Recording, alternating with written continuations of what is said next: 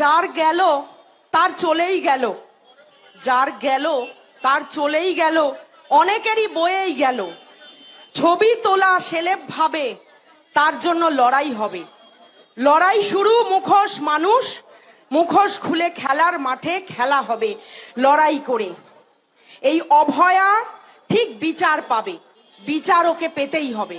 তো আমার মনে হয় জুনিয়র ডাক্তাররা তাদের প্রতিবাদ চালাচ্ছেন ঠিকই, কিন্তু তারা তাদের কর্মটাকে বাদ দিয়ে নয়, তারা এমন করছেন না যে কোনো রোগী এলে তাকে ফেরত পাঠিয়ে দিচ্ছেন। আমি নিজে ট্রিটমেন্টের জন্য দুবার আরজি করে গিয়েছিলাম এর মধ্যেই, এবং আমি চিকিৎসা পেয়েছি। সুতরাং একদিকে যেরকম ডাক্তাররা চিকিৎসা চালাচ্ছেন, সেরকম তারা প্রতিবাদ চালাচ্ছেন। এবং এই প্রতিবাদ আমাদের ভারতীয় জনতা পার্টির নেতৃত্বে গ্রামগঞ্জ থেকে শুরু করে, কলকাতা থেকে শুরু করে, উত্তরবঙ্গ থেকে শুরু করে সমস্ত জায়গায় আমাদের এই ধর্ষণের বিরুদ্ধে এই প্রতিবাদ চলছে। একজন যখন ধর্ষিতা হয়, সে শুধু একবার ধর্ষিতা হয় না বন্ধু, তাকে বারে বারে তাকে হয়, তাকে কোর্টে তোলা হয়, তার বাবা মাকে প্রশ্ন করা হয়, মিডিয়ার সামনে তাকে প্রশ্ন করা হয়, আর ঘন্টা খানেকের চ্যানেলে তাকে বসিয়ে প্রশ্ন করা হয়। আপনাকে যখন ধর্ষণ হচ্ছিল তখন আপনার কি রকম অনুভব হচ্ছিল? কোর্টে তাকে হাজারবার, হাজারটা উৎসাহী চোখের সামনে তাকে প্রশ্ন করা হয়, কেন আপনি বাধা দিলেন না? কতজন ছিল, কোথায় কোথায় স্পর্শ করেছিল? একজন মেয়ে সে হবার পর সে যদি মারা যায়, তাহলে তো মিটে যায়, চোখের জলও একদিন শুকিয়ে যায়, বাবা মাও একদিন ভুলে যায়, আত্মীয় পরিবার পরিজনও ভুলে যায়। কিন্তু যে মেয়েটি বেঁচে যায় ওই ক্ষতবিক্ষত শরীর নিয়ে, তাকে প্রতিনিয়ত প্রেসের সামনে ক্ষতবিক্ষত হতে হয়, সোসাইটির সামনে ক্ষতবিক্ষত হতে হয়। আজকে যদি এখন এখানে যদি বা কোর্টের কোন প্রান্তরে সেই রকম ধর্ষিতা মেয়েকে যদি নিয়ে যাওয়া হয়, এই দেখ দেখ ওই মেয়েটার সাথে এরকম ঘটনা ঘটেছে, এই দেখ দেখ ওই মেয়েটা, তাকে দেখতে ঝাঁপিয়ে পড়বে। কিন্তু অপরাধী যে করেছে, যে নোংরা অপরাধ করেছে, তাকে বাঁচানোর জন্য 21টা বড় বড় লয়ার দাঁড়িয়ে যাবে। 21টা কেন, 41টা বড় বড় লয়ার দাঁড়িয়ে যাবে। এবং ভাবতে লজ্জা করে, একজন মহিলা হিসাবে বলছি, ওই 21টা লয়ারের দলে কিন্তু 11 জন মহিলাও রয়েছে। ভাবতে লজ্জা করে। তাই সোসাইটি পাল্টাতে হবে, শুধুমাত্র মোমবাতি মিছিল করলে হবে না, এই সমাজকে পাল্টাতে হবে, এই সমাজের দৃষ্টিভঙ্গিকে পাল্টাতে হবে। এইখানে মঞ্চে বসে আছে বা আমার আওয়াজ যতদূর পর্যন্ত যাচ্ছে, ট্রেনে, বাসে, ব্যবসায়ী বৃন্দ, যেখানে যত মহিলা আছে আমাদের পরিবারে, একবার জিজ্ঞাসা করবেন তো এরকম কোন ঘটনা তাদের সাথে কোনোদিন ঘটেছিল কিনা? পরিবারের মধ্যে হোক, পরিবারের বাইরে হোক, স্কুলে, কলেজে, ইউনিভার্সিটিতে, অফিসে, আদালতে, কোনো না কোনো সময় বাসে, ট্রামে, মেট্রোর মধ্যে তাকে অশ্লীল ভাবে ছোঁয়া হয়েছিল কিনা, অশ্লীল কোনো কথা বলা হয়েছিল কিনা? এগুলো কি ধর্ষণের থেকে কোনো অংশে কম বন্ধু? আজকে আমরা আরজি করার জন্য বিচার চাইতে ধর্মতলায় এসেছি, আমরা গ্রামে গঞ্জে আন্দোলন করছি, মিছিলের পর মিছিল, রাত জাগো, ভোর জাগো, দুপুর জাগো, সবকিছু করছি, কিন্তু মানসিকতাটা তো বাড়ি থেকেই চেঞ্জ করতে হবে বন্ধু। আমরা বলি কি, একটু মানিয়ে নাও। মেয়েদের বলি চেপে যাও, সমাজে বদনাম হবে। মেয়েদের বলি তোমরা একটু মানিয়ে নাও, বলো না এই কথা। শ্বশুর বাড়িতে বলবে শাশুড়ি, না না এই কথা বৌমা বলো না, আমাদের পরিবারের বদনাম হয়ে যাবে, অপমান হবে, বলো না।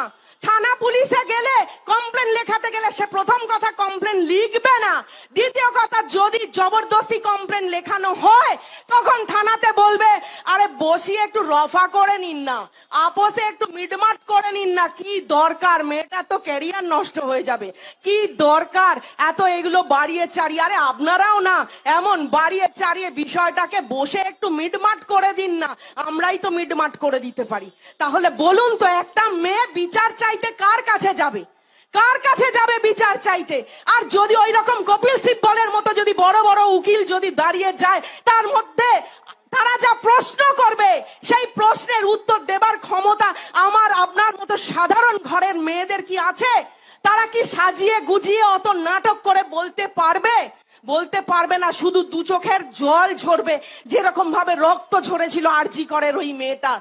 তাই আমাদের এই আন্দোলন, আমাদের এই প্রতিবাদ ততদিন পর্যন্ত চলবে যতদিন না পর্যন্ত শুধু আরজি করের মেয়েটি নয়, এই পুরো সমাজ ব্যবস্থাটাকে বদলাতে হবে। তাই আমাদের দফা এক, দাবি এক, মুখ্যমন্ত্রীর পদত্যাগ। কারণ কারণ উনি সেই মমতাময়ী মুখ্যমন্ত্রী যিনি বারবার আমাদের দাম বেঁধে দিয়েছেন। যদি কোনো রিক্সা চালক, টোটো চালক, বাজারওয়ালি যদি হয় তাহলে তাকে 20-25 হাজার টাকা দিয়ে সাল্টে দেওয়া যাবে, কিন্তু যেহেতু মেয়েটা ডাক্তারি পড়ছিল একটা বিখ্যাত হসপিটাল থেকে, সেই জন্য বোধহয় রেটটা একটু বাড়িয়ে 10 লাখ করেছে। অনেকে সোশ্যাল মিডিয়ায় লিখেছে এইবার দুয়ারে 10 লাখ প্রকল্প চালু হলো। ভুলে যাবেন না, এটা গ্রেড অনুযায়ী হয়, এটা সবার জন্য 10 লাখ প্রকল্প নয়। দুয়ারে 10 লাখ, এই 10 লাখ প্রকল্প সবার জন্য নয়। যেহেতু আমার বোনটা ডাক্তারি পড়ছিল এবং তার জন্য সারা ভারতবর্ষ তথা পৃথিবীর মানুষ আজকে ঝাঁপিয়ে পড়েছে, আজকে বিদেশে পর্যন্ত আমাদের সম্মানহানি হচ্ছে, মানহানি হচ্ছে বাংলার। এই মেয়েটির সাথে সাথে আমাদেরও, যারা বাংলা মানে আমরা সবাই, বাংলার অপমান মানে আমাদের সবার অপমান। যদি দেশের অপমান হয়, দেশের সম্মান হয়, তার ভাগীদার সমানভাবে আমরা। তাই এই প্রকল্প 10 লাখ 20-25 হাজারেও এইটা সাল্টে দেওয়া যায়, কখনো কখনো 5,000 টাকাও গুঁজে দিয়ে সাল্টে দেওয়া যায়। সেটা আপনার সামাজিক এবং আর্থিক কিরকম কি পরিস্থিতি সেইটা বুঝে। আজকে মমতা ব্যানার্জি প্রেস কনফারেন্স করে বলেছেন তোমরা এইসব উৎসব করো। উনি বুঝেছেন, উনি কোথাও না কোথাও বুঝেছেন শুধু মোমবাতি মিছিল আর রাস্তায় বড় বড় করে ছবি এঁকে ওনাকে টলানো যাবে না। কারণ উনি লক্ষ লক্ষ টাকা ব্যয় করে সুপ্রিম কোর্টে বড় বড় উকিলকে খাড়া করেছেন, যে উকিলের সামনা করা সাধারণ মানুষের পক্ষে সম্ভব নয়। তাই উনি বলেছেন, প্রথম থেকেই উনি খেলা মেলা আর উৎসবে উনি নিজে মেতে থাকেন এবং বলেছেন উনি ভেবেছেন যে হয়তো আম বাঙালি আর কিছুদিন পরেই ধর্মতলা চত্বর শপিং এর জন্য ভরে যাবে। ছোট ছোট বাচ্চাদের হাতে করে ধরে ধরে তার বাবা মায়েরা নিয়ে আসবে শপিং করানোর জন্য, বাঙালি উৎসবে মেতে উঠবে, বাঙালি ভুলে যাবে। কিন্তু সেই দিন আর নেই, সেই দিন আর নেই। বাংলা বিচার চাইবে আর সবাই ভুলে গেলেও ভারতীয় জনতা পার্টি কোনোদিন তার দাবি থেকে পিছনে সরবে না। পুজোর মতো হবে। আমরা দেবী দুর্গার পুজো করি তার থেকে শক্তি নেবার জন্য, তার সাধনা করি যাতে শস্য শ্যামলা আমার বাংলা ফুলে ফলে সমাহিত হয়। আর তার সাথে সাথে পুজোর মতো হবে। আমরা পুজোতে মায়ের অঞ্জলিও দেব, আমরা শাড়ি পরেও বেরোবো, আমরা ছোট ছোট শিশুদের জামাও কিনে দেব, আমরা প্রতিবাদও করব। প্রতিবাদের জায়গায় একদল মানুষ এই দুর্গা পুজো থেকে আমাদের মুখ ঘুরিয়ে দেবার চেষ্টা করছে। আর মাননীয় মুখ্যমন্ত্রী চাইছেন যে মানুষ উৎসবে ফিরে যাক, আবার ওই খেলা মেলায় ফিরে যাক। উনি খেলা হবে স্লোগান দিতে আজকে যুব ভারতী ক্রীড়াঙ্গনে আজকে মোহনবাগান ইস্ট বেঙ্গলের খেলাটা বন্ধ করে দিয়েছিলেন। মনে আছে তো আপনাদের? ঘটি বাঙাল এক হয়ে আজকে কিন্তু সবাই, আম জনতা, আবাল বৃদ্ধ বনিতা সবাই কিন্তু